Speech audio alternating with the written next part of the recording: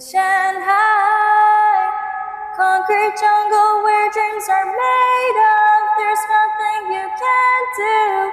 Now you're in Shanghai. These streets will make you feel brand new. Big lights will inspire you. Let's hear it from Shanghai, Shanghai, Shanghai. Hello, you're singing so good. Thanks so much.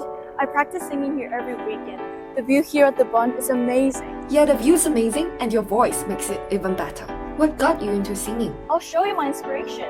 Let's go! Welcome to Shanghai's biggest theater. Wow, it looks like a crystal palace. Absolutely. It was designed by a famous French company. Super cool, right? It must have held a lot of performances. That's about right. It held more than 10,000 shows since its opening in 1998, and with that over 13 million audience. I've been among the audience since very young. So, what's your favorite show? A lot of musicals and symphonies from all around the world. I still remember watching The Phantom of the Opera. The artist's phenomenal stage performance just made me decide that I want to be just like them. So, that's what got you into singing? Yep, Shanghai's blooming art scene can always inspire you.